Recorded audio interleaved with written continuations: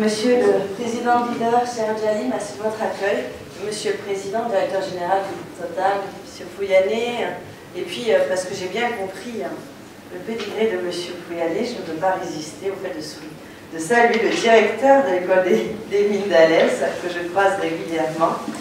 Et à chacune, à chacun d'entre vous, mes salutations en vos grades et qualités.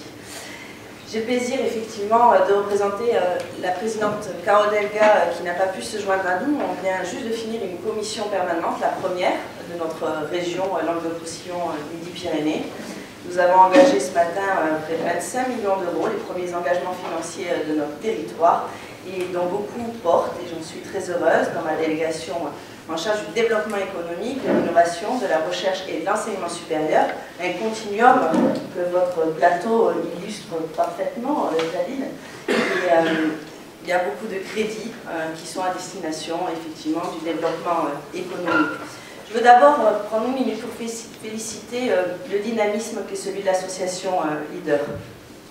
Et vous tous, vous toutes, responsables d'entreprises en croissance, dont nous avons parrainé en 2010 l'association pour favoriser les conditions de développement par le partage de compétences et l'échange. Parce que cette dynamique de réseau, elle est très utile. Elle permet notamment aux PME, et vous comprendrez au regard de la structure économique de notre territoire, que j'insiste tout particulièrement, à destination des TPE et des PME.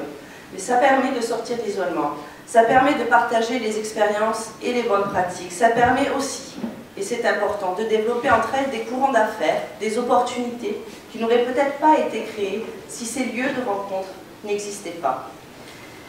Ça permet aussi, et je veux vous en remercier, de faire émerger des sujets, parfois avant que d'autres ne les perçoivent.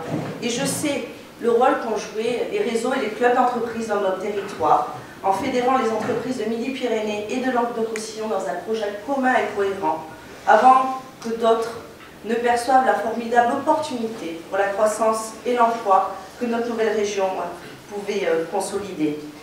Notre nouvelle région est dotée d'un potentiel exceptionnel. Bien sûr, vous le savez tous, sûrement, c'est la seconde en France en superficie. On dit souvent aussi vaste que l'Irlande, plus grande que 13 États européens. Elle est plus peuplée que 12 États de l'Union européenne, mais ici, devant vous, décideurs économiques, elle est surtout la 4e région de France en termes de produit intérieur brut. Elle est la 19e région européenne sur 274 régions. Et je vous assure que quand on est dans ce type de ranking, nos rapports, nos discussions, y compris vis-à-vis de la Commission européenne, ne sont plus les mêmes. C'est la région dont le PIB a connu la plus forte croissance entre 1990 et 2012, c'est-à-dire 2,1% par an. Elle est l'une d'ailleurs qui consacre le plus d'efforts en matière de recherche et de développement, nous plaçant dans les 9 premières régions d'Europe sur cet effort en matière de recherche. Nous sommes la seconde région en termes d'investissement étranger et nous affichons le taux de création d'entreprises le plus élevé.